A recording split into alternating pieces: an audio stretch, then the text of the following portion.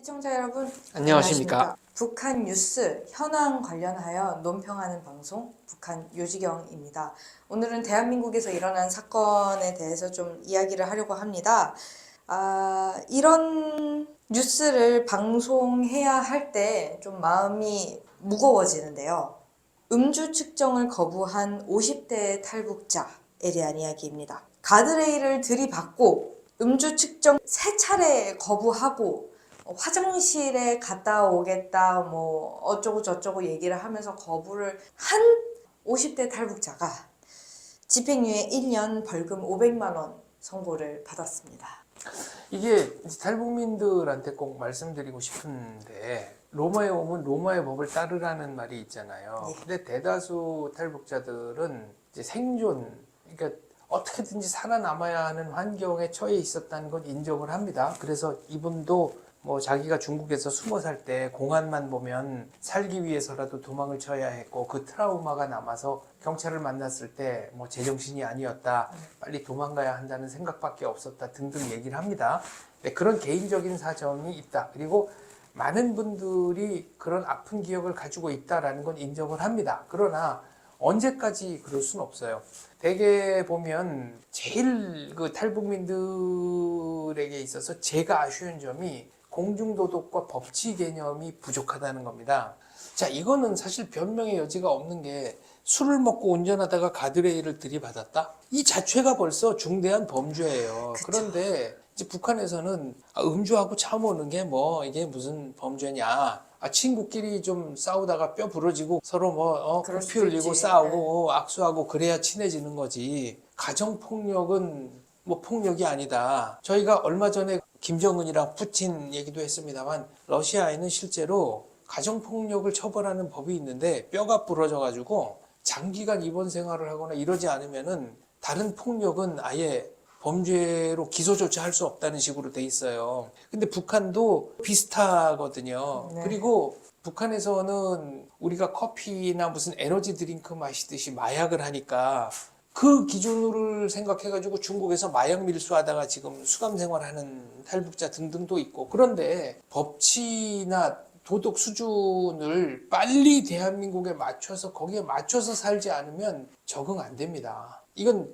개인적으로 이해는 하지만 그렇다고 이거를 끝까지 변명해 드릴 수가 없어요. 안타까운 게 50대이시고 이분이 중국에서 오랫동안 생활을 하시다가 2017년에 대한민국에 입국을 했고, 이 가드레일을 들이받고 음주운전을 한 게 2022년 9월 말입니다. 그러니까 대한민국에 온 지 약 한 4년 만에 지금 이런 일이 일어난 건데요. 22년 9월 말에 사건이 발생해서 1심 선고는 벌금 1,600만 원을 받았으나 금액이 너무 크다, 자기가 탈북자여서 돈이 없다라고 항소를 해서 이번에 집행유예 1년에 벌금 500만 원 선고를 받은 거거든요. 그러니까 22년 9월 말에 사건이 발생했는데 지금 이 뉴스가 24년 6월에 나온 거란 말이죠.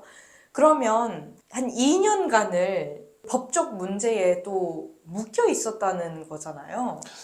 이 시간이 본인은 아깝지 않았을까? 저희가 이제 베나TV 하면서 한때 이제 캠페인을 벌였던 것 중에 하나가 탈북민을 지원하는 것은 정착 초기에 집중이 돼 있고 다문화를 지원하는 것은 초기 지원, 뭐 집을 주고 대학도 무료로 다니게 해주고 뭐 이런 건 없지만 이제 장기적으로 뭐 언어 교육이라든가 이런 게 있으니까 두 개를 합치면 좀 효율적인 지원책을 마련할 수 있지 않겠는가. 근데 그거를 제일 반대한 게 탈북자셨죠. 탈북자들은 우리가 왜 다문화와 같은 취급을 받느냐? 범주에 묶여야 네. 되느냐. 우리는 여권도 바로 대한민국 여권 갖고 있고 이제 국적도 한국 국적이다. 그렇게 자부심을 가지는 건 좋은데, 그런데 그러면 그 자부심에 상응하는 국민의식도 같이 올라와 줘야 된다라는 말씀을 저는 드리고 싶은 겁니다.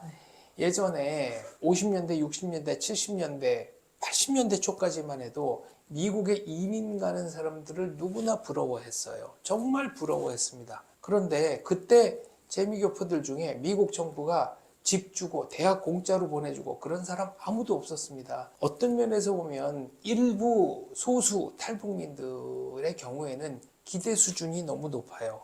예를 들어 우리가 목숨을 걸고 대한민국에 왔는데 대우가 이거밖에 안 되느냐. 그래서 가만히 물어보면 그분들이 생각하는 삶이라는 것은 아무 일 안 해도 정원 넓은 2층 집에 드라마에서 떵떵거리고 보던 네. 물론 그렇게 사는 대한민국 국민들이 있지만 그렇게 가기 위해서 그분들이 얼마나 노력을 했는지는 구체적으로 모르시잖아요. 그래서 60년대 70년대에 미국으로 이민 갔었던 우리 대한민국 재미교포들 그분들이 어떤 정신을 가지고 어떻게 미국에 도착해서 정말로 연고자 하나 없는 곳에서 무슨 고생을 하면서 지금의 위치까지 올라서셨는지 이거를 좀 벤치마킹할 필요가 있다고 생각합니다. 그분들에 비하면 대한민국은 탈북민들에 대해서 매우 따뜻하고 지원도 많이 해주려고 하고 기본적으로 이분들의 정착을 돕는 그 법적인 체제 자체가 다 갖춰져 있잖아요. 그러니까 그분들에 비해서 훨씬 유리한데 세상에 공짜는 없습니다. 그러니까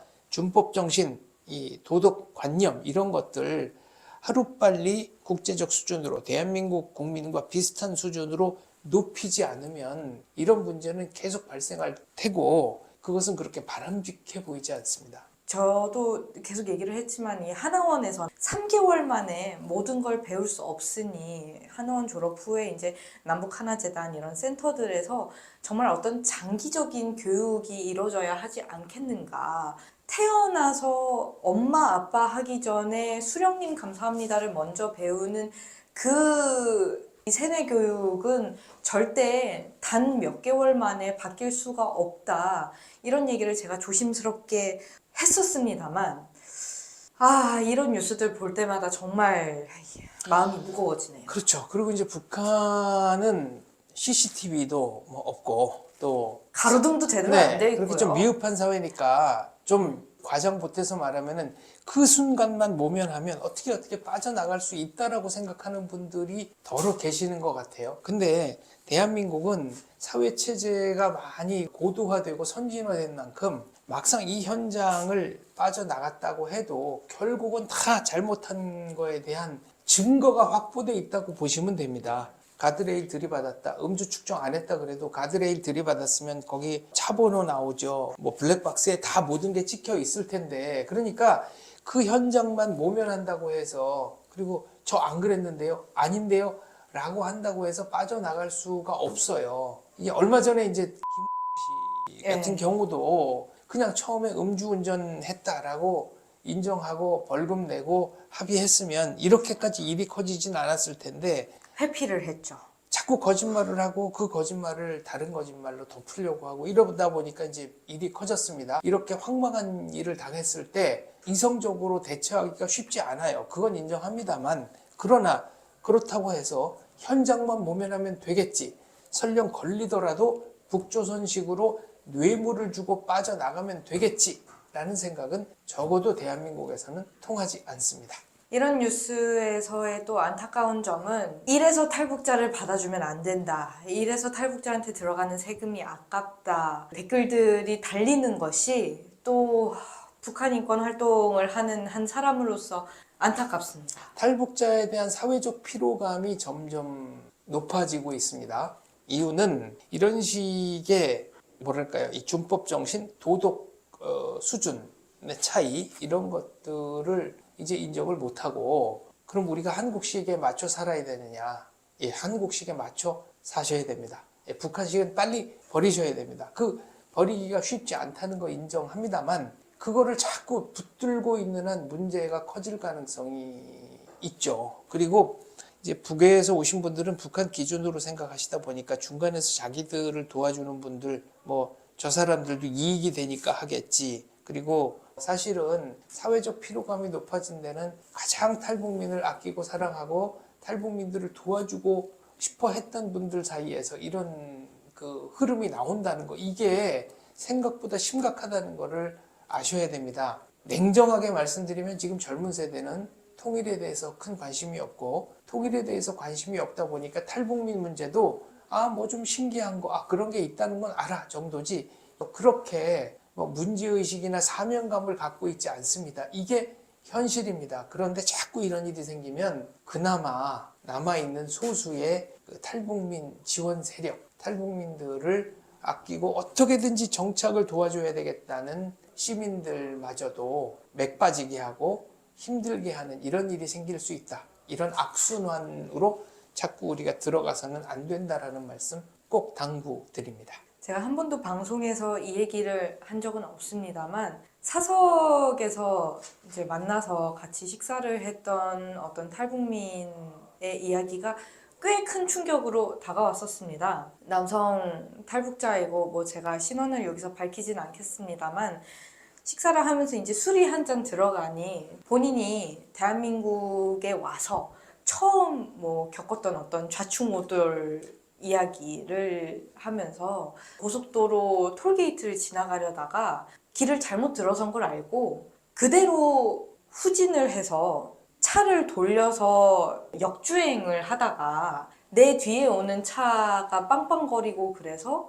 북한식으로 이제 차에서 내려서 소리도 지르고 싸우고 욕하고 뭐 북한 욕을 하니까 그 사람이 놀라서 도망가고 갈 길 가더라. 그 이야기를 마치 무용담처럼 하셨었는데 뭐 저보다 나이도 많고 뭐 제가 조심스러워서 거기서 별말 하지는 않았었습니다만 그때 그런 생각을 했습니다. 북한에서의 어렸을 때의 생활 방식이라는 것이 대한민국에 와서 1, 2년 자본주의를 맛본다고 해서 자유민주주의를 맛본다고 해서 쉽게 바뀌는 것이 아니구나.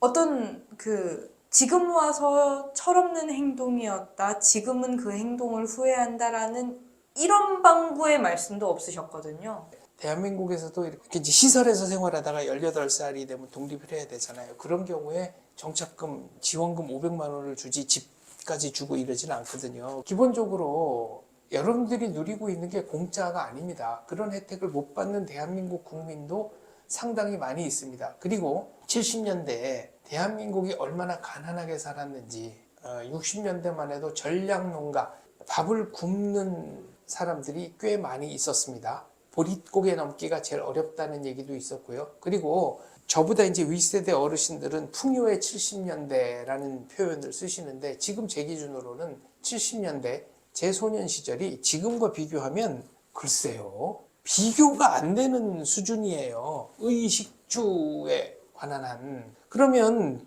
북에서 온 주민들은 대한민국이 지금 누리고 있는 우리 현재의 대한민국이 어떤 과정을 거쳐서 여기까지 왔는지를 모르시잖아요.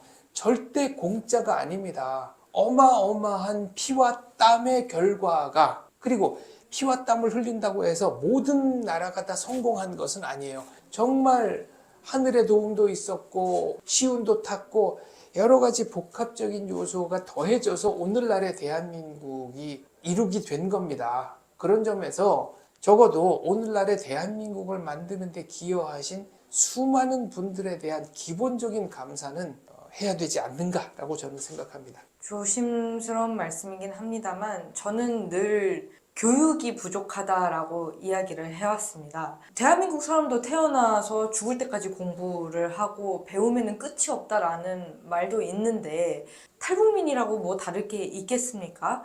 하나원 3개월 뭐 그거 가지고는 저는 부족하다고 생각합니다. 정말 저는 그 대한민국 정부가 탈북민을 대한민국 국민이라고 생각하고 함께 가야 한다고 생각하고 앞으로의 통일을 대비하는 데에 탈북자들이 마중물이다, 징검다리다라고 생각을 한다면 집 주고 쌀 주고 하는 것으로 끝나는 게 아니라 뭐 몇 개월, 며칠 교육으로 끝나는 것이 아니라 정말 어떤 좀 조심스럽지만 강제적으로라도 의무 교육이 정말 몇 년에 걸쳐서 더 꾸준한 교육이 필요하다. 그런 정책을 만들어야 된다. 조심스럽게 좀 이야기를 하고 싶습니다. 이 얘기를 했을 때 제가 탈북민 분들한테 어떤 이야기를 들을지 모르겠습니다만 정말 저는 이 이야기를 꼭 하고 싶습니다. 이제 강제 얘기가 나왔는데 좀 표현을 순화를 하자면 어차피 대한민국은 지금 출산율도 그렇고 뭐 기타 여러 가지 사항 때문에 탈북민 다문화 적극적으로 수용하는 쪽으로 갈 수밖에 없어요.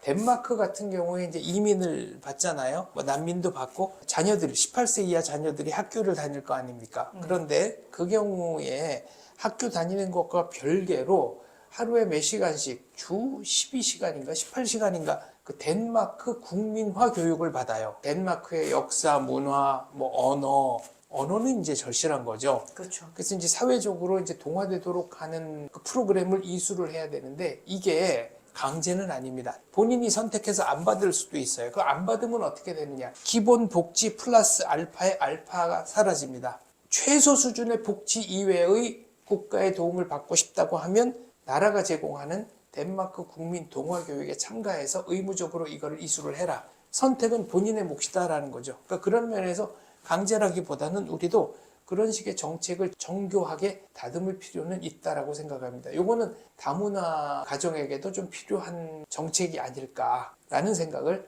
저는 개인적으로 하고 있습니다. 대한민국에 살면서 여기서 먹고 자고 한다고 저절로 어떤 국민성이나 애국심이 생기지는 않으니까요. 그런 면에서 조금 더 이거는 단순히 음주운전을 한 탈북자가 가드레일을 들이받았다는 어떤 뉴스 한 줄로 끝날 수도 있는 일이지만 이것이 조금 더 넓은 시각으로 봤을 때 과연 지금 대한민국 정부가 정말로 탈북자를 대한민국 국민으로 생각하고 있는가, 정말로 통일을 대비하고 있는가까지 저희가 좀 생각해 볼 필요가 있는 일이라고 생각이 되고, 대한민국에 살고 있다면 대한민국의 정부의 그 날개 아래에서 대한민국 여권을, 대한민국 신분증을 가지고 살고 있다면 조금은 더 대한민국에 대해서 공부를 해야 하는 것이 아닌가. 세뇌 교육을 10년을 받았다면 그만큼 대한민국 국민으로서 살기 위한